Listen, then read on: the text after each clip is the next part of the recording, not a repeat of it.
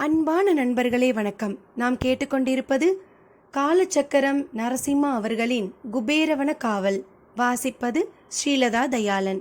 போன பகுதியின் தொடர்ச்சியாக. யாரை தன் மகன் பார்க்கக்கூடாது என்று வனஜா நினைத்தாலோ, இனி அந்த தாய் தன் மகனை அந்த மிருகாவிடமிருந்து எப்படி காப்பாற்றப் போகிறாள் என்பதனை சுவாரஸ்யத்துடன் பார்க்கலாம். இனி கதைக்குள். பாட்டி சொன்ன வரிசை 1957 சிதம்பரம். ஐயோ தாத்தா, காலேஜ் முடிஞ்சு சாயங்காலம் அந்த மிருகா கூட போயிட்டாராப்பா? அமுதன் கலவரத்துடன் கேட்க சிரித்தார் நம்பாடுவான். அமுதா, உன் பாட்டி என்கிட்ட சொன்னதை நான் உனக்கு கதையா சொல்லிக்கிட்டு இருக்கேன். அவ சொன்ன வரிசையில தானே நானும் உன்கிட்ட சொல்ல முடியும். அவசரப்பட்டா எப்படி? சரி சொல்லுங்கோ, அப்புறம் என்னாச்சு? நம்பாடுவான் தொடர்ந்து பேச துவங்கினார். அத்தியாயம் 7. தூண்டில் மீன். 1939 சென்னை. தன் வகுப்புகள் முடிவதற்குள் 1 மணி நேரம் முன்பாகவே வீட்டுக்கு கிளம்பிவிட்டான் புருஷோத்தமன். மிருகாவுடன் காரில் பயணிப்பதை தவிர்க்கவே அப்படி செய்தான். மெதுவாக நாகராஜன் படிக்கும் தத்துவத்துறை பகுதியை நோக்கி நடந்தான். நாகராஜனின் வகுப்பை நெருங்க அவனை கண்டு திகைப்புடன் எழுந்து வந்தான் நாகராஜ். என்னடா இங்க வந்திருக்க? கால் வலிக்கிறது, ஆத்துக்கு போகலாமா? எனக்கு இன்னும் ஒரு கிளாஸ் இருக்குடா என்றவன் அமுதனின் வாடிய முகத்தை பார்த்ததும் சரி வா என்றபடி தன் புத்தகங்களை எடுத்துக்கொண்டு கிளம்பினான். பீச் ரோடு வழியா போக வேண்டாண்டா, நாம பைக்ராப்ஸ் ரோடு போய் ஈஸ்வரதாஸ் லாலா தெரு வழியா போயிடலாமா? புருஷோத்தமன் கூற நாகராஜன் சட்டென்று அவன் முகத்தை ஏறிட்டு பார்த்தான். எதுவும் பேசாமல் இருவரும் பைக்ராப்ட் சாலை திரும்ப திடீரென்று நாகராஜன் கேட்டான். என்னடா, அந்த பொண்ணு மேல உனக்கு ஏதாவது அபிப்பிராயம் இருக்கா என்ன? சை நீதான் பார்க்குறியே, அவ எவ்வளவு பெரிய இடத்து பொண்ணு. நுண்ணி நாக்கில் ஆங்கிலம் பேசுகிறா, இங்கிலீஷ்கார மாதிரி பொழந்து கட்டுறா. நான் பேசுகிறதோ வடிகட்டின ட்ரிப்ளிகேன் இங்கிலீஷ். டியூக் கம்பெனியோட ஜாகுவார் காரில் அவள் பவனி வர்றா. என்கிட்ட சைக்கிள் கூட இல்லாமல் உன்னோட டபுள்ஸ் வரவன் நான். என் மனசில் அவளை பற்றி எப்படி அபிப்பிராயம் வரும்? இல்லைடா, நீ இப்படி அவசரமாக காலேஜை விட்டு கிளம்புறதும் பீச் ரோடு வழியாக நேராக போகிறத விட்டுட்டு டொங்கு சந்தில் நுழைஞ்சு போகிறதையும் பார்த்தா எங்கே அவன் மேலே அபிப்பிராயம் வந்துடுமோன்னு பயப்படுற மாதிரி தெரியுதே. டேய் நாகு, நீயாக எதையாவது கற்பனை பண்ணி தொலைக்காத. சத்தியமாக அப்படி ஒரு எண்ணமே எனக்கு இல்லை. எதையாவது இட்டுக்கட்டி ட்ரிப்ளிகேனில் வதந்தியை கிளப்பிடாத. அம்மா காதில் ஏதாவது விழுந்து தொலைக்கிற போகிறது. அதற்கு மேல் நாகராஜ் ஒன்றும் பேசவில்லை. இருவரும் மௌனமாக நடந்தனர். தேரடி தெருவில் இருக்கும் தன் வீட்டுக்குள் நாகு நுழைய தொடர்ந்து நடந்த புருஷோத்தமன் குளக்கரையை கடந்தான். தன் வீடு இருக்கும் அனுமந்தராயன் தெருவில் நுழைந்தவன் உறைந்து போய் நின்றான். தெருவை அடைத்து கொண்டு அவன் வீட்டு வாசலில் அந்த ஜாகுவார் கார் நின்றிருந்தது. பரபரப்புடன் வீட்டை நோக்கி நடந்தான். வீட்டு வாசலில் ஹவுஸ் ஓனர் ரகோத்தமராவ் காத்திருந்தார். அவர் கண்களில் 1000 கேள்விகள். புருஷோத்தமா, உன்னை தேடி ஒரு பொண்ணு வந்திருக்காப்பா. இந்த சமயம் பார்த்து உங்கள் அம்மா இல்லை, சுபத்ரா மாமியாத்துக்கு போயிருக்கா. என்ன பண்ணுறதுன்னு தெரியாமல் எங்கள் போர்ஷன் உட்கார வச்சுருக்கேன். நல்ல வேலை அம்மா இல்லை. மனதுக்குள் நினைத்தபடி ரகோத்தமராவ் போர்ஷனுக்குள் எட்டி பார்த்தான். அங்கிருந்த ஊஞ்சலில் ஒய்யாரமாக உட்கார்ந்து வேகமாக அதை வீசி ஆடிக்கொண்டிருந்தாள் மிருகா. ரகோத்தமராவின் மனைவி கங்காபாய் சமையலறை வாயிலிருந்து பதற்றத்துடன் அலறிக்கொண்டிருந்தாள். நோடம்மா, ஊஞ்சல பேகனே ஆட்டாதே, பீரோ கண்ணாடியில் இடிச்சு உடைஞ்சு போயிடும். என்னாந்திரே இல்லி பாரே என்று கன்னடமும் தமிழும் கலந்து கூப்பாடு போட சமயத்தில் புருஷோத்தமன் உள்ளே நுழைந்தான். நோடு புருஷோத்தமா, நிம்ப சிநேகிதி என்று கங்காபாய் அவனை கோபத்தோடு முறைத்தாள். மிருகா, வாங்க எங்க போர்ஷனுக்கு போகலாம். இதுவரை பெண்களிடம் அதிகம் பேசியிராத புருஷோத்தமன் அவளை எப்படி கையாளுவது என்று புரியாமல் தடுமாறினான். மிருகா தனது ஊஞ்சலாட்டத்தை நிறுத்தாமல் அவனை அலட்சியமாக பார்த்தாள். உங்களை காலேஜ் வாசல்ல தானே நிற்க சொன்னேன், ஏன் சொல்லாம வந்தீங்க? புருஷோத்தமனுக்கு எரிச்சலாக வந்தது. இவளுக்கு எதற்காக இவன் பதில் சொல்ல வேண்டும்? இதுவரை 2 முறைதானே இவளை சந்தித்திருக்கிறான். அதற்குள்ள பொண்டாட்டி போல இவள் என்ன கேள்வி கேட்பது? ஹலோ, சீன் கிரியேட் பண்ணாம முதல்ல இங்கிருந்து என் போர்ஷனுக்கு வாங்க. This is my house owners portion, கண்டிப்புடன் சொன்னான் புருஷோத்தமன். மிருகா பதில் சொல்லாமல் தொடர்ந்து ஊஞ்சலாடிக்கொண்டே How do you like to go up in a swing, up in the air so blue என்று ஆங்கில கவிதை ஒன்றை பாடியபடி தொடர்ந்து ஆடிக்கொண்டிருக்க, கங்காபாயின் பொறுமை எல்லை மீறி கொண்டிருக்க, அம்மா வந்தால் இன்னும் ரசாபாசமாகிவிடப் போகிறதே என்கின்ற பதற்றத்தில் புருஷோத்தமன் அவளை கெஞ்சலுடன் பார்த்தான். ப்ளீஸ் வாங்க முருகா. புருஷோத்தமன் தன் போர்ஷனை நோக்கி நடக்க, முருகா சிரித்தபடி ஆட்டத்தை நிறுத்தி கொண்டு அவனை பின்தொடர்ந்தாள். வீட்டின் கடைசியில் கிணற்றின் அருகாமையில் இருந்தது அவன் போர்ஷன். பூட்டியிருந்த கதவை திறந்து அவளுக்காக ஒரு மோடாவை இழுத்து போட, அவள் அதில் உட்காராமல் தன் கைகளை கட்டிக்கொண்டு அவனை வெறித்தாள். புருஷோத்தமன் அமைதியாக பேசினான். இதோ பாருங்கோ, நீங்க என்ன நினைச்சுண்டு இப்படியெல்லாம் பண்றீங்கன்னு எனக்கு புரியல. என் மேல உங்க காரை மோதினீங்கோ, அக்கறையோடு வந்து மன்னிப்பு கேட்டு விசாரிச்சீங்கோ, அவ்வளவுதானே நமக்குள்ள. இப்படி எங்காத்துக்குள்ள வந்து உட்கார்ந்து எதுக்கு அழிச்சாட்டியம் பண்றேல்? கிளம்பி உங்காத்துக்கு போங்க. கலகலவென்று சிரித்தாள் மிருகா. அழிச்சாட்டியம்? Yes, I could guess the meaning. பிடிவாதம் தானே? I like that. அமுதனுக்கு எரிச்சலாக வந்தது. போதும் மிருகா, கிளம்புங்கோ. ஏன் இப்படி அனாவசியமா வம்பு பண்றீங்கோ? மிருகா அவனை நெருங்கி வந்து அவன் கண்களுக்குள் உறுத்துவதைப் போல பார்த்தாள். உங்களுக்கு இன்னுமா புரியல புருஷ்? சன்னமான குரலில் அவள் கிசுகிசுக்க குழப்பத்துடன் தலையசைத்தான். புரியல. Because I sincerely love you. Miruga தன் உதடுகளில் ஆள்காட்டி விரலை வைத்து அந்த விரலை அவன் உதடுகளில் வைத்தாள். பதைத்தபடி 2 அடி பின்னால் விலகினான் அமுதன். என்ன சொன்னேல்? தன் செவிகளை நம்ப முடியாமல் கேட்டான் புருஷோத்தமன். நான் உங்களை காதலிக்கிறேன். முதல் தடவை பார்த்ததுமே நீங்க தான் எனக்குன்னு முடிவு கட்டிட்டேன். இது ஏதோ ஜென்மாந்திர உறவா இருக்கும்னு நினைக்கிறேன். முருகா உணர்ச்சியுடன் கூற, புருஷோத்தமன் முகம் பேய் அறைந்தது போல ஆனது.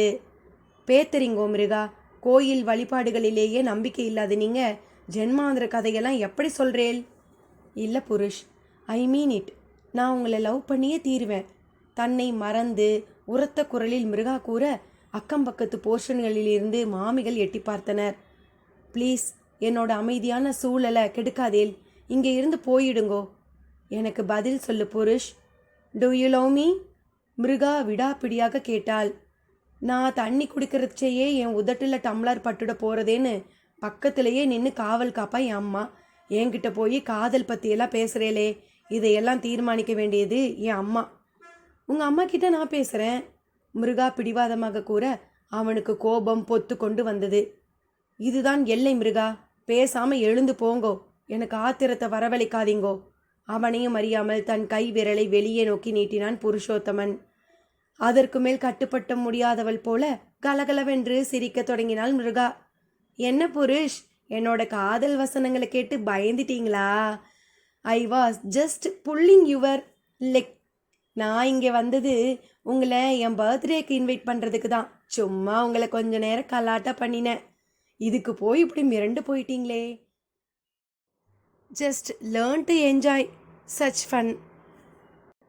ஒன்றுமே நடவாதது போல சிரித்தபடி அவனிடம் இன்விடேஷனை நீட்ட, புருஷோத்தமனை வெட்கம் பிடுங்கி தின்றது. அத்தனையும் விளையாட்டா? அட கடவுளே, இது தெரியாம பொங்கி எழுந்து விட்டேனே. எல்லாம் என் அம்மாவால் வெந்தவின. எச்சினி இச்சினி கதையெல்லாம் சொல்லி மிருகாவை கண்டாலே பயப்பட வைத்து விட்டாள். தயக்கத்துடன் அவள் நீட்டிய அழைப்பிதழை பெற்றுக்கொண்டான். சாரி மிருகா, காதல்னு சொன்னதும் பயந்துட்டேன். உங்கள் லெவல் என்ன, என் லெவல் என்ன? குழந்தைத்தனமாக நடந்துட்டேன். நிச்சயமாக உங்கள் பிறந்த நாளைக்கு வரேன். அது போதும். சிரித்தபடி வெளியேறினாள் மிருகா. வெகு நேரம் பிரம்மை பிடித்தவன் போல் உட்கார்ந்திருந்தான் புருஷோத்தமன். வனஜா வரும்போதே பரபரப்புடன் வந்தாள். வீட்டுக்காரி கங்காபாய் விஷயத்தை சொல்லியிருக்கக்கூடும். என்னடா, அவ வந்தாளா? சித்த நேரம் சுபத்ரா மாமியாத்துக்கு போயிட்டு வரதுக்குள்ள இப்படி நடக்கணுமா?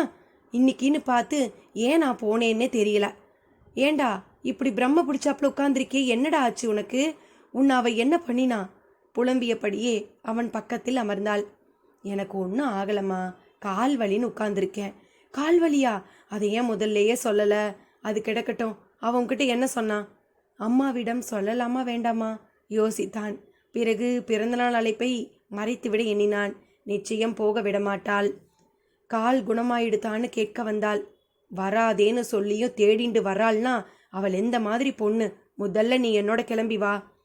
வனஜா எழுந்து கொள்ள வியப்புடன் அவளை பார்த்தான். எங்கேம்மா? கோயிலுக்கு போய் நரசிம்மர் சன்னதியில் உனக்கு சங்கு தீர்த்தம் தெளிச்சு ஒரு அர்ச்சனை பண்ணினாதான் எனக்கு மனசு ஆறும்.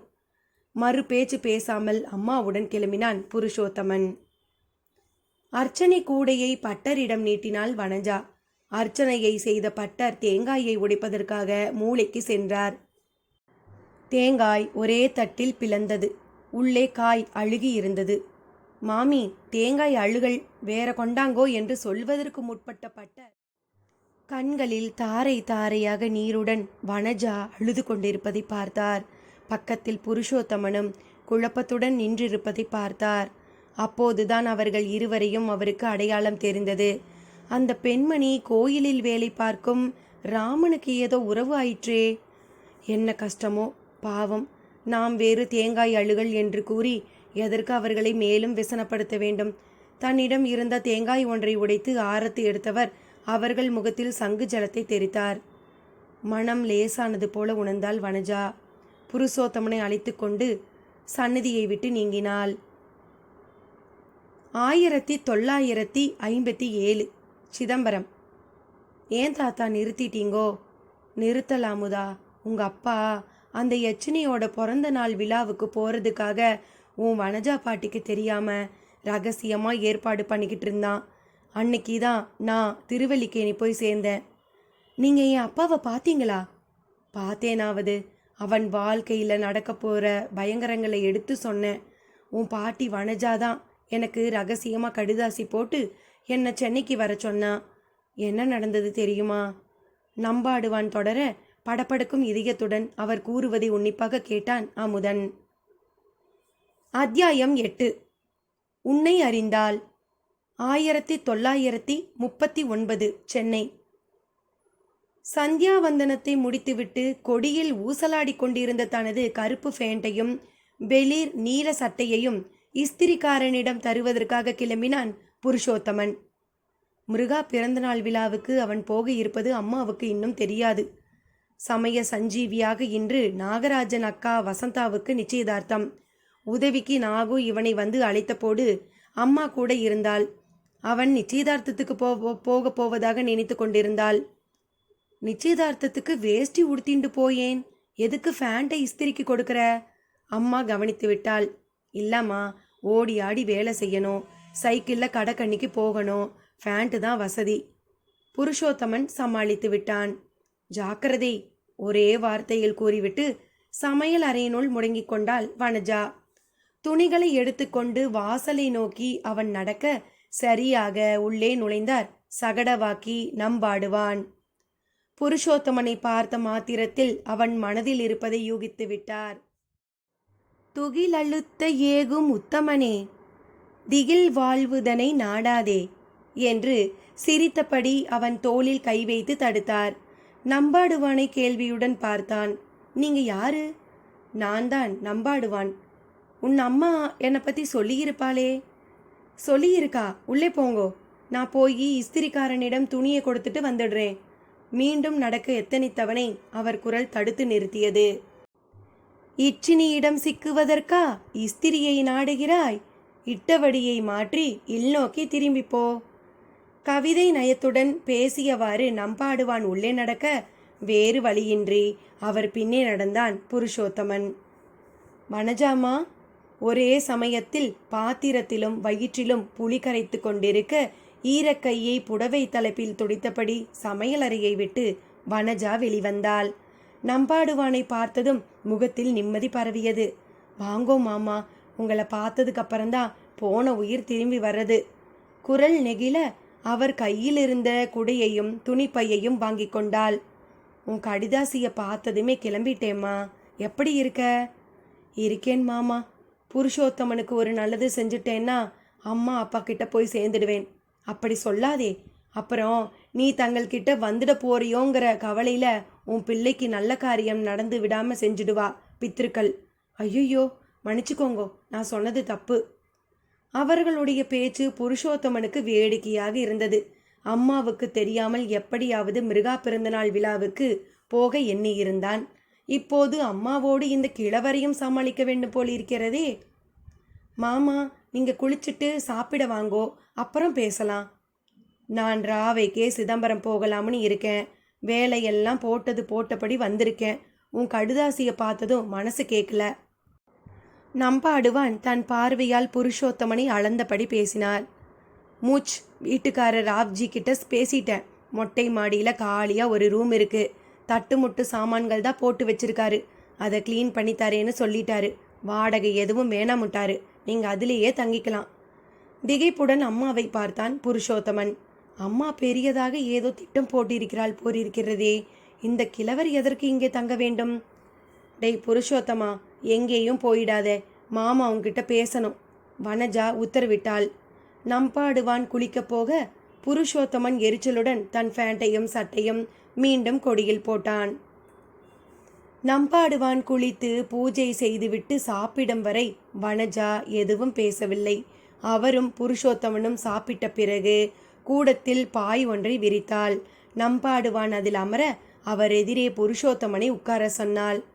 நீ சாப்பிடலையாமா? பரிவுடன் நம்பாடுவான் கேட்டார். எனக்கு எப்படி சாதம் இறங்கும்? இந்த பையனை ஆபத்து நெருங்கிண்டே வர்றது. எனக்கு நிம்மதி போய் 2 வாரம் ஆயிடுத்து. மனஜா கண் கலங்கினாள். கவலைப்படாதேம்மா, பகவான் இருக்காரு என்றார். தன் முன் உட்கார்ந்திருந்த புருஷோத்தமனை உறுத்து பார்த்தார். ஆக நீ எச்சினி மிருகரஞ்சிகா கண்ணில் பட்டுட்ட. என்ன பதில் சொல்வது என்று தெரியாமல் பேந்த பேந்த விழித்தான் அவன். அவன் தலையிலும் தொண்டை குழியிலும் மார்பிலும் தன் விரல்களை வைத்து நாடி பார்த்தார் நம்பாடுவான். அவர் முகம் பயங்கரமாக மாறியது. நல்லா தெரியுது, ஆபத்தான காலகட்டம். ரொம்ப எச்சரிக்கையோடு நீ நடந்துக்கணும். புருஷோத்தமனுக்கு அவர் பேசியது தமாஷாக இருந்தது. விசித்திரமாக அவரை பார்த்தான். நீ சத்புருஷன்தான், அதில் சந்தேகமே இல்லை. உன் தேக சக்கரம் சொல்றது. இந்த ஜென்மாவில் நீ கடந்தேறிட்டா நீ பிறவி அறுக்கலாம். இனி அடுத்த பிறவியே கிடையாது. நீ வந்த இடத்துக்கே போயிடலாம். இது உன்னோட 12வது பிறவி, கடைசி பிறவி. உன்னோட எல்லை தூரத்தில் தெரியுது. ஆனால் அந்த எல்லையை நீ அடையிறதுக்குள்ள உன்னை எப்படியாவது பிடிச்சிடணும்னு மிருகரஞ்சிக்கா துரத்துறா. அவள் கையில் நீ சிக்கவே கூடாது. நீங்கள் சொல்கிறது எனக்கு ஒன்றுமே புரியலையே தாத்தா. உனக்கு புருஷா மிருகம் கதை தெரியாதா? வியப்புடன் கேட்டார் நம்பாடுவான். தெரியாது, உதட்டை பிதுக்கினான் புருஷ். என்னம்மா, நீ சொல்லலையா? நம்பாடுவான் கேட்டார். அந்த பேரையே அவன் காதில் ஒலிக்க வேண்டாம்னு தான் சொல்லலை. குற்ற உணர்வுடன் வனஜா கூறினாள். அதுதான் நாம் பண்ணுற தப்பு. சின்ன வயசுலேயே சொல்லி வளர்த்தி இருந்தா மனசில் வைராகியம் வரும். இப்போ விஷயத்தை சொன்னா அவனுக்கு அது வேடிக்கையாக தோணும் என்றபடி புருஷோத்தமனை மீண்டும் நோக்கினார். இவனை எப்படி கையாள்வது என்பது போல் தன்னை பார்க்கும் நம்பாடுவான் மீது இருந்த எரிச்சல் கோபமாக மாறியது. என்ன சொல்ல நினைக்கிறார் இவர்? புருஷோத்தமா, நீ பிறந்த அன்னைக்கு உன்னை பார்க்க வந்தேன். உன் உடம்புல இருக்கிற 6 சக்கர நாடி தாளங்களை படித்தேன். அப்போ சில பயங்கரமான விஷயங்களை தெரிஞ்சுக்கிட்டேன். உன் நாடி ஓட்டத்தின்படி இது உனக்கு 12வது பிறவி. நம்பாடுவான் கூற பட்டென்று கேட்டுவிட்டான் புருஷோத்தமன். மனுஷாளுக்கு 7 பிறவிதானே தாத்தா? அவரை மடக்கி விட்டதாக அவன் எண்ணினான். நம்பாடுவான் சிரித்தார். பிறவிகள் 7 தான். 7ஐ கொண்டு 7ன்னு தான் இந்த நிலவுலகத்தில் வீழ்ந்திருக்கிற ஆத்மாக்களை கரையேற பகவான் 7 பிறவிகளை தந்திருக்கான். கல்லாய், புல்லாய், மரமாய், புழுவாய், புல்லாய், விலங்காய், நரனாய் 7 பிறவிகள் பொதுவாக உண்டு. அந்த ஒவ்வொரு பிறவிக்கும் ஒரு அறிவை அதிகமாக தருவான். மனிதனுக்கு 6 அறிவு. அவன் 7ஆம் அறிவை பெற்றவுடன் முக்தி அடைஞ்சுடுறான். இது பொது விதி. புருஷோத்தமன் அவரை வைத்த கண் வாங்காமல் பார்த்தான். ஆனால் புருஷோத்தமா, இந்த விதி பிறவிங்கிற சக்கரத்தில் சுற்றி சுற்றி வர ஆத்மாக்களுக்கு தான். நீ இந்த சுழற்சியில் சிக்கி இருக்கிற ஆத்மா இல்லை. நீ மேலே இருந்து நேராக கீழே வந்தவன். புரியலையே தாத்தா. அதுக்கு தான் புருஷா மிருகம் கதை தெரியுமான்னு கேட்டேன். அந்த கதைக்கும் உனக்கும் பெரிய தொடர்பு இருக்கு. சொல்றேன்னு கேளு. புருஷா மிருகம் பீமனை துரத்தியதையும் கிருஷ்ணர் அவனுக்கு 12 கற்களை தந்து அவற்றை சிவலிங்கமாக மாற்றி பீமனை காத்த கதையையும் நம்பாடுவான் சொன்னார். இதுக்கும் என் வாழ்க்கைக்கும் என்ன சம்பந்தம்? புருஷோத்தமன் குழம்பினான். சம்பந்தம் இருக்கு. புருஷா மிருகம் வழக்கமா சிவபூஜை செய்ய போறச்ச மிருகரஞ்சிக்காங்கிற எச்சினி கிட்ட தன் சக்தியை எல்லாம் கொடுத்துட்டு போகும். அந்த எச்சினி அதே சக்தியோட குபேரவனத்தை காவல் காத்து வருவா. பூஜையை முடிச்சிட்டு வந்து புருஷா மிருகம் தன்னோட சக்தியை திரும்பி வாங்கிக்கும். குபேரன் தோட்டத்துக்கு அழகுல ஒரு கந்தர்வன் மயங்கி போயிட்டான். தன் கந்தர்வ காதலிக்கு ஒரு ஸ்வர்ண புஷ்பம் பறிச்சுக்கிட்டு போய் கொடுக்கணும்னு ஆசைப்பட்ட அந்த கந்தர்வன் பூவை களவாட நினைச்சு குபேரன் தோட்டத்துக்குள்ள நுழைஞ்சிட்டான். அவனுக்கு தெரியாது மிருகரஞ்சிகாங்கிற யட்சினி தோட்டத்தை காவல் காக்கிறது. அவனை பார்த்துட்ட மிருகரஞ்சிகா அவனை விரட்டிட்டு வந்துட்டா. பூலோகத்துக்கு போயிட்டதால புருஷா மிருகம் தனது ஆற்றலை மிருகரஞ்சிகா கிட்ட கொடுத்துட்டது தெரியாம அவளோட கோபத்தை சம்பாதிச்சுட்டான் அந்த கந்தர்வன். தன்னை துரத்திக்கிட்டு வந்த யட்சினி கிட்ட இருந்து தன்னை காப்பாத்தும்படி அம்பிகையை வேண்டினான் அந்த கந்தர்வன். கண்ணபிரான் பீமனுக்கு 12 கற்களை கொடுத்து உதவின மாதிரி அம்பிகையும் கந்தர்வனுக்கு 12 பிறவிகளை கொடுத்து எப்படியாவது தப்பிச்சுக்கோன்னு உதவிகரம் நீட்டினா. 12வது பிறவி முடியறதுக்குள்ள எப்படியாவது அவகிட்ட இருந்து தப்பிச்சா நீ பழையபடி கந்தர்வலோகத்தை அடையலான்னு அவனுக்கு சொன்னா அம்பிகை. அந்த மிருகரஞ்சிகா அவனை பிடிக்கிறதுக்குள்ள அவன் எல்லையை கடக்கணும். அவன் அந்த யட்சினி கிட்ட சிக்கக்கூடாது. அப்படி சிக்கிட்டா அவனது அழிவு உறுதி. புருஷோத்தமனும் வனஜாவும் திறந்தவாய் மூடாமல் அவர் கூறும் கதையை கேட்டுக்கொண்டிருந்தனர். அதனாலதான் சொல்றேன் புருஷோத்தமா, நீ அவ கையில அகப்படக்கூடாது, நம்பாடுவான் கூறினார். திகைப்புடன் தன் தாயை திரும்பி பார்த்தவன், நானா என்று மீண்டும் அவரை ஏறிட்டான். ஆமா, நீதான், நான் சொன்ன கந்தர்வன் நீதான். அதிர்ந்து போனான் புருஷோத்தமன். நீதான் குபேரவனத்துல நுழைஞ்ச கந்தர்வன். அதனாலதான் உன்னை அழிச்சிடணும்னு வெறியோட விரட்டுற அந்த மிருகரஞ்சிகா. நடந்து போன 11 பிறவியில நீ தெய்வாதீனத்தால தப்பிச்சுட்டு வந்துட்ட. அம்பிகை அருளால இந்த பிறவியிலையும் நல்ல குலத்துல பிறந்திருக்க. ஆனா கடைசி பிறவிலேயும் அவள் கண்ணுல பட்டுட்ட. உங்க அம்மா சொல்றத வச்சு பார்த்தா உன் காலேஜில் படிக்கிற அந்த பொண்ணு தான் யட்சினி மிருகரஞ்சிகாவா இருக்கணும். எப்படி சொல்றீங்க? ஈனஸ்வரத்தில் ஒலித்தது அவன் குரல். 6 பிறவி இது. அந்தணனே நீ அறிவாய். மடையனுக்கு கண்ணன் உரைத்தது போல் காலம் உனக்கு நன்மதி பகர்கின்றது. நாடுபவள் குபேரவனத்து யட்சினி புருடா மிருகமாய் உந்தன்னை தொடருவாள். மதன பயங்கிரியின் கேளிக்கை தகன சடங்காய் முடிந்திடுமே. குலைதனை நடுங்க செய்து குலபேதமாய் நின்றிடுவாள். அனலோம்பும் பாலகனை கனல் பார்வை பார்த்திடுவாள். 7ஆம் இடத்து மால் கெடுத்து ஜதகியவள் நிற்கின்றாள். பாதகி அவளிடம் எட்டனில் மிருகமாய் நாடி பேயாய் பாடுவாள். நேத்திரமே கடுவனை ஓக்கும். இதழ் கீழகத்தே மறுவொன்று பூக்கும். இடையிலே சூனக வளையம் நில்லா. மூளையிலே நீச்சக்கல் மிளிரும். அடிமலர் சிறுத்து இதழ் 2 நிலந்தனில் பாவா. அன்னமாய் நடந்து கன்னம் வைப்பாள். சன்னமாய் பொழிந்து பின்னம் செய்வாள். சிக்காதே பாலகா, ஓடு ஓடு. பாடுவதை நிறுத்திய நம்பாடுவான் புருஷோத்தமன் கண்களை நேராக பார்த்தார். அந்த பெண்ணுக்கு பூனை கண்கள். கீழ் உதட்டுல ஒரு மச்சம் இருக்கும். இடுப்புல மடிப்புகள் இருக்காது. பாதங்கள் சின்னதாய் இருக்கும். கடைசி 2 விரலுங்க நிலத்துல பதியாது. மார்புல நீலக்கல் போட்டிருப்பாள். அன்னம் போல நடப்பா. ரொம்ப ஆபத்தானவ. புருஷ் பிரமித்து போனான். ஏறக்குறைய இவர் கூறிய அடையாளங்கள் மிருகாவை ஒத்துப்போகிறது. ஆனாலும் தாத்தா கூறுவதை அவனால் ஜீரணிக்க முடியவில்லை. புருஷோத்தமனின் கவனம் முழுவதையும் தன்னிடம் இருக்கும் திருப்தியில் நம்பாடுவான் தொடர்ந்து பேசினார். புருஷோத்தமா, கடந்த பிறவிகளா அவள் உன்னை துரத்துறா. நீ கல்லா வந்தப்ப நதி நீரா உன்னை கரைக்க வந்தா. நீ புல்லாய் பிறந்தப்ப வெட்டுக்கிளியா உன்னை மேய பார்த்தா. நீ பூவா வந்தப்ப அவள் தேன் குடிக்கும் வண்டா வந்தா. நீ ஆலமரமா நின்னப்ப அவ வேப்ப மரமா உன்னை பிளந்து கட்ட வந்தா. நீ சிலந்தியா வந்தப்ப அவ பெண் சிலந்தியா உன்னை புணர்ந்து உன்னை தின்ன வந்தா. நீ பசுவாய் பிறந்தபோது வேங்கையா வந்து உன்னை கொல்ல பார்த்தா. நீ தேலாய் வந்தப்ப அவள் கருந்தேலாய் வந்து உன் உயிர் குடிக்க பார்த்தா. நீ நல்ல பாம்பா படம் எடுத்தப்ப மலைப்பாம்பா வந்து உன் கதை முடிக்க வந்தா, அரண்மனை மாடப்புறாவா வந்த உன்னை பருந்தா விரட்டினா, மிலேச்ச நாட்டை நீ மன்னனா ஆண்டபோது உன் சகோதரியா வந்து உன்னை சிறையிலே தள்ளி கொல்ல பார்த்தா, குலப்பெண்ணா பிறந்த உன்னை அழிக்க நினைச்ச கணவனாய் வந்தாள். இந்த 11 பிறவிலேயும் நீ எப்படியோ தப்பிச்சிட்ட புருஷோத்தமா. இந்த கடைசி பிறவிலேயும் நீ தப்பிச்சிட்டா அவளால் இனிமே ஒன்றும் செய்ய முடியாது. அவளுக்கும் தெரியும் இதுதான் கடைசி வாய்ப்புன்னு. உக்கரத்தோட உன்னை நோக்கி வந்துக்கிட்டு இருக்கா. எப்படியாவது தப்பிச்சிடு. புருஷோத்தமன் முகத்தை கூர்ந்து கவனித்தார் நம்பாடுவான். அவனுக்கு அழுவதா சிரிப்பதா என்றே தெரியவில்லை.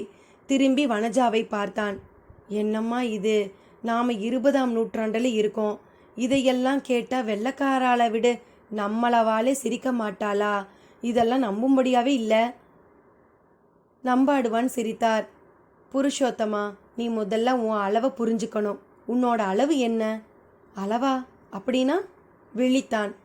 நீ இந்த பிரபஞ்சத்தில் வகிக்கிற அங்கம். சத்தியமாக ஒன்றுமே புரியல தாத்தா. புருஷோத்தமன் கிண்டலாக சிரித்தான். அகிலாண்ட கோடி பிரம்மாண்டம் இந்த பிரபஞ்சம். இதில் நம்ம நட்சத்திர மண்டலம் ஒரு துளி தான். அந்த நட்சத்திர மண்டலத்தில் ஒரு துகள் அளவு இந்த பூமி.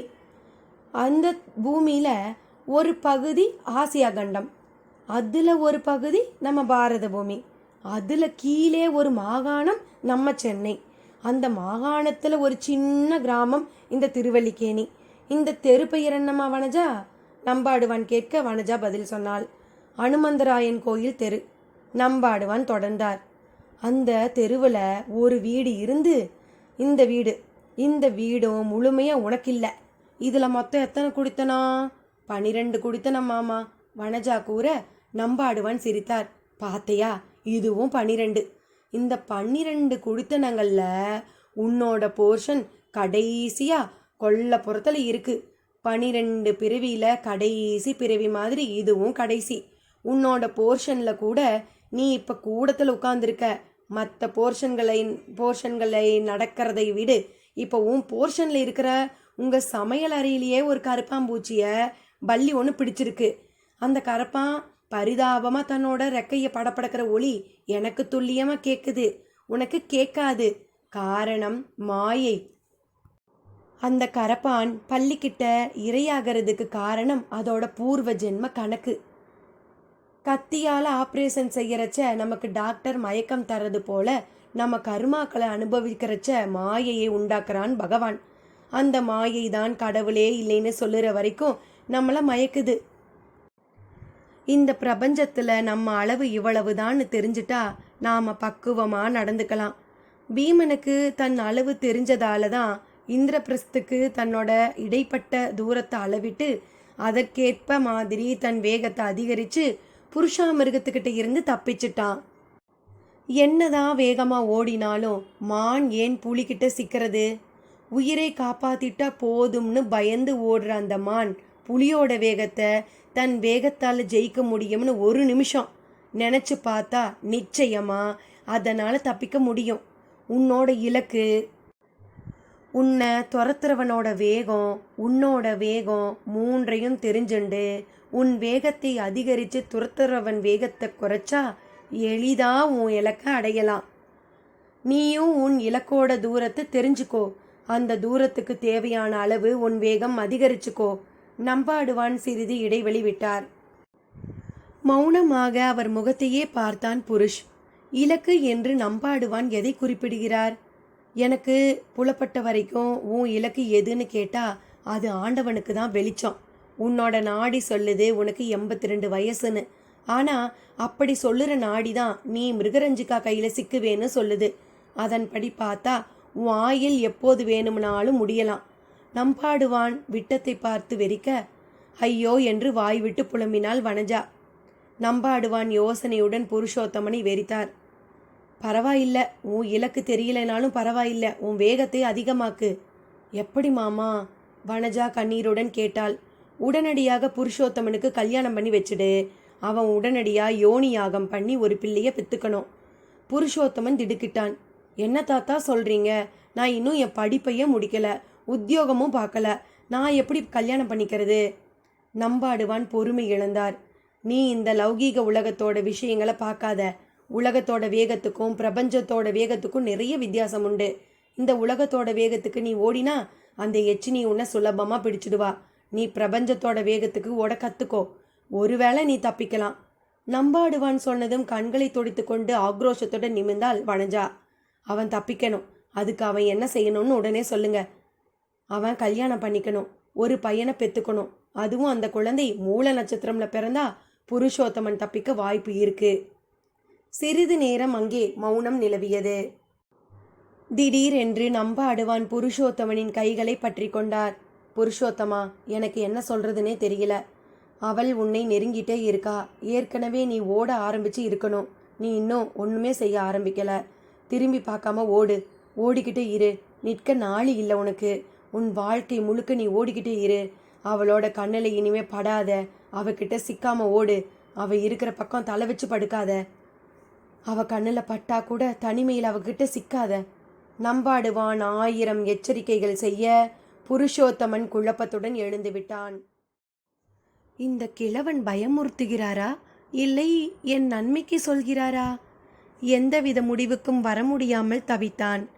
நீங்க சொல்றதை என்னால் முடிஞ்ச வரைக்கும் கடைபிடிக்கிறேன். அம்மாவின் திருப்திக்காக சொல்லிவிட்டு வாசலை நோக்கி நடந்தான். எங்க போற? வனஜா கேட்க, நாகராஜன் ஆத்துக்கு என்றபடி அவளது பதிலுக்கு காத்திராமல் வெளியேறினான். தாத்தா, என் அப்பா அந்த மிருகா பிறந்த நாளைக்கு போனாரா? அமுதன் சுரத்தின்றி கேட்டான். போனான் அமுதா.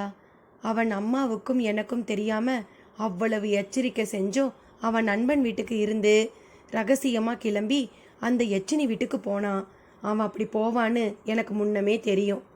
காரணம் அவனுடைய சக்கர ஓட்டங்கள். அவன் ஒவ்வொரு வினாடியும் அவளை நோக்கி ஓடிக்கிட்டு இருக்கான்னு எனக்கு புரிய வச்சது. அவன் அம்மா வனஜா கிட்ட அவன் ஜாதகத்தை வாங்கி பார்த்தேன். அவனோட 7ஆம் வீட்டில் புதன் ராகுவோட பிடியில் சிக்கி தன் சக்தியெல்லாம் இழந்து காணப்பட்டான்.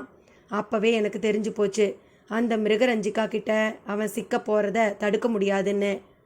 அமுதன் ஒன்றும் கூறாமல் அமைதியாக உட்கார்ந்திருந்தான். அத்தியாயம் 10. அலற வைத்த ஆல்பம். 1939 சென்னை. இன்று மாலை அடையாறில் உள்ள மிருகா வீட்டில் அவளுடைய பிறந்தநாள் விழா.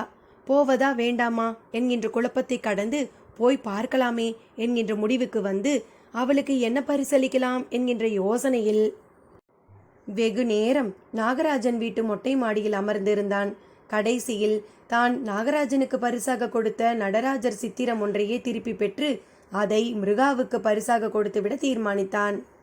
நாகுவிடம் சொல்லி அவனது ஃபேண்ட் மற்றும் சட்டையே கடன் வாங்கி தயாராக வைத்து கொண்டான். டேய் நாகு, எங்கள் அம்மா ஒருவேளை உங்கள் அக்கா நிச்சயதார்த்தத்துக்கு வந்தாலும் வரலாம். அப்படி வந்தா நான் கடைக்கு போயிருக்கிறதா சொல்லிடு. 6 மணிக்கு பர்த்டே பார்ட்டி. போன வேகத்தில் திரும்பி வந்துடுறேன். புருஷோத்தமன் சொல்ல நாகு அவனை எச்சரித்தான். பார்த்துடா, அந்த பொண்ணை பார்க்கக்கூடாதுன்னு ஜோசியர் சொன்னதா கார்த்தால சொல்லிட்டு சாயந்தரமே அவளை பார்க்க போறியே. நாகு, நான் இப்போ கூட அந்த கிழவை சொல்கிறத நம்பலை. என் ஆத்துக்கு அவளோட பிறந்த நாளைக்கு அழைக்க வந்தா. அம்மா அவள் ஆபத்தானவனு சொன்னதால அந்த கண்ணோட்டத்திலேயே அவளை பார்த்தேன்.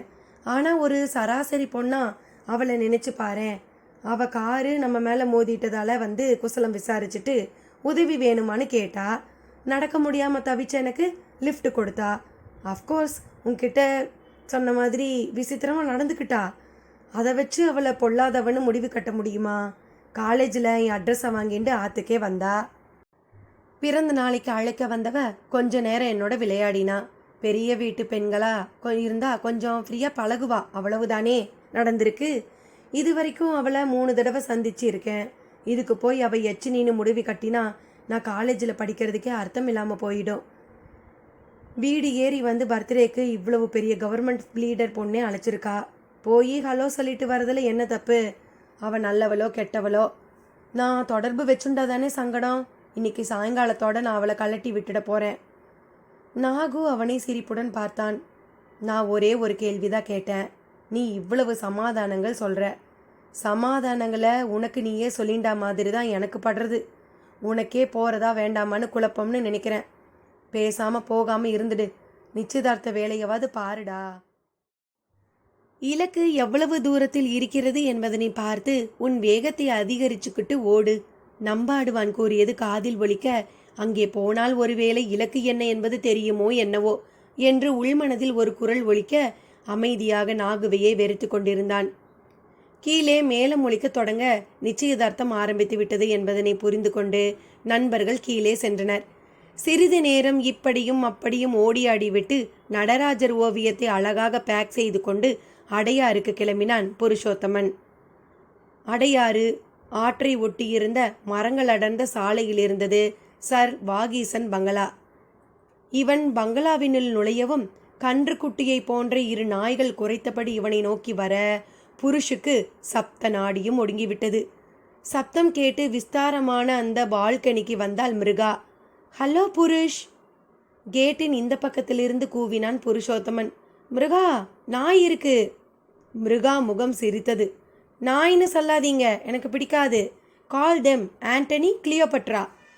சரிதான், நாயையே நாய் என்று சொன்னதற்கே இவளுக்கு கோபம் வருகிறது. இவளையே இவன் அம்மா மிருகம் என்கிறாளே, அதற்கு என்ன சொல்வாளோ?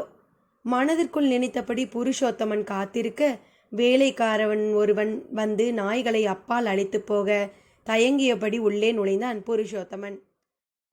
மாடியிலிருந்து நிதானமாக இறங்கி வந்தாள் மிருகா. எந்தவித பரபரப்பும் இல்லாமல் காணப்பட்ட அவளை வியப்புடன் பார்த்தான் புருஷ். என்ன மிருகா, பார்ட்டி நடக்க போற சுவடே காணோமே, நீங்களும் ட்ரெஸ் பண்ணிக்கல, யாரையுமே காணோமே? சந்தேகத்துடன் சுற்றி பார்த்தான். பார்ட்டி 7 மணிக்கு தான், சும்மா பேசிட்டு இருக்கலாமேன்னு தான் நான் உங்களை 5 மணிக்கே வர சொன்னேன். பார்ட்டிக்கு அலங்காரங்கள் செய்யலையே? 1/2 மணி நேரத்தில் வேலைக்காரங்க ரெடி பண்ணிடுவாங்க. நீங்கள் வாங்க, என் ரூமுக்கு போகலாம். உங்கள் ரூமுக்கா? வேண்டாமே, இப்படியே கூடத்தில் உட்காந்துருக்கேன். கூடமா? You mean hall? கலகலவென்று சிரித்தவள் அவனை பார்த்து தலையை சாய்த்தபடி கண்களை சுழற்றினாள். ரிடிகுலஸ், என் ரூமுக்கு வந்தாதான் என்னை பற்றி முழுசாக தெரிஞ்சுப்பீங்க. இங்கே உட்காந்துருந்தா அவங்களால ஒன்றும் தெரிஞ்சுக்க முடியாது. ஃபாலோ மீ என்று கட்டளையாக ஒலித்த குரலில் கூறிவிட்டு மாடி ஏற தொடங்கினாள். அந்த மாடிப்படிகளின் இடையே இருந்த லேண்டிங் அளவுதான் இவன் வீட்டு ஹால் இருக்கும். அந்த மாடிப்படிகளின் அடியில் இருந்த பகுதி இவன் போர்ஷனை விட பெரியதாக இருந்தது. இது என்னடா இம்ஷ, நான் வந்தது தவறோ என்கின்ற எண்ணம் அவன் ஒவ்வொரு படியாக ஏற ஏற அதிகரித்து கொண்டே போனது.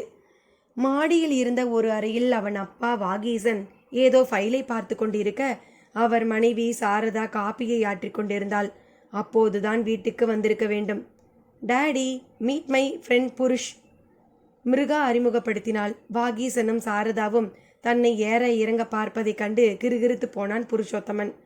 சம்பிரதாயத்துக்கு ஒரு ஹலோ சொல்லிவிட்டு வாகீசன் மீண்டும் ஃபைலில் மூழ்க, சாரதா மட்டும் புருஷோத்தமனை கண்களால் அளவெடுத்தாள்.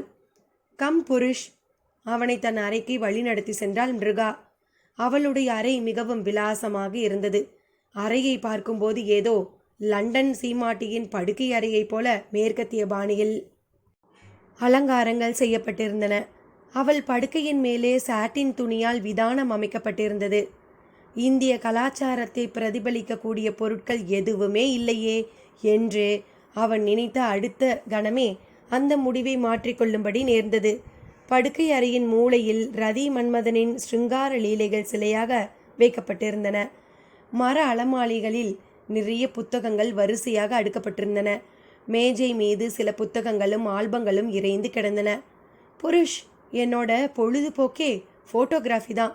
ரொம்ப அரிய புகைப்படங்களை சேகரிக்கிறதுனா எனக்கு ரொம்ப பிடிக்கும். ஆல்பம் கலெக்ட் பண்ணுறேன். ஆமாம், உங்கள் கையில் என்ன? புருஷ் கொண்டு வந்திருந்த அந்த பார்சலை பிடுங்கி அதனை பிரித்தாள். வாவ் என்று வாயை குவித்து செயற்கையாக தனது ஆச்சரியத்தை வெளியிட்டாள். ஐசி, நீங்கள் பெயிண்ட் செய்வீங்களா? கீழே புருஷன் போட்டிருக்கே. ஆச்சரியத்துடன் பார்த்தவள் மீண்டும் தலையை சாய்த்தபடி அவனை கிறக்கத்துடன் பார்த்தாள். இந்த ஓவியத்தை வேற யாருக்கோ பரிசா கொடுத்துட்டு எனக்கு தரணுங்கிறதுக்காக திருப்பி வாங்கிட்டு வந்திருக்கீங்க போல இருக்கே.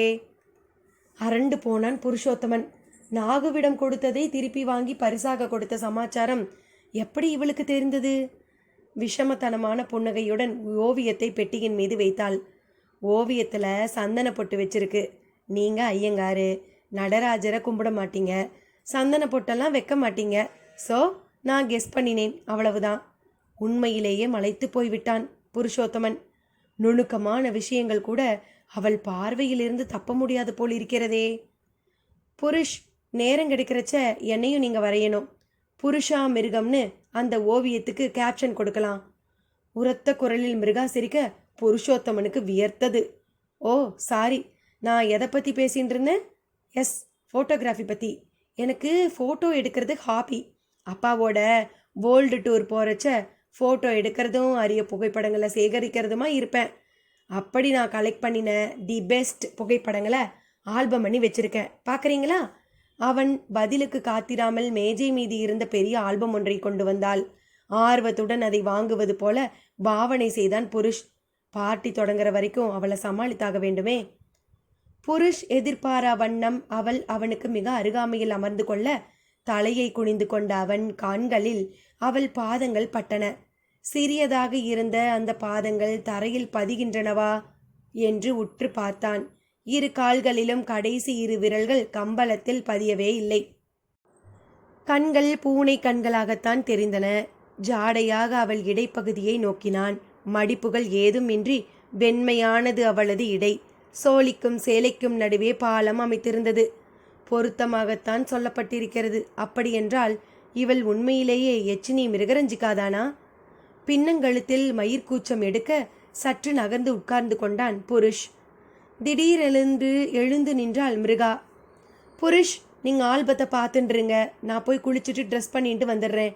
என் ஃப்ரெண்ட்ஸ் எல்லாரும் வர ஆரம்பிச்சிடுவா. சிரித்தபடி மிருகா கீழே போக தனிமையில் விடப்பட்ட புருஷுக்கு அப்பாடி என்றிருந்தது. ஆல்பத்தை பிரித்தான்.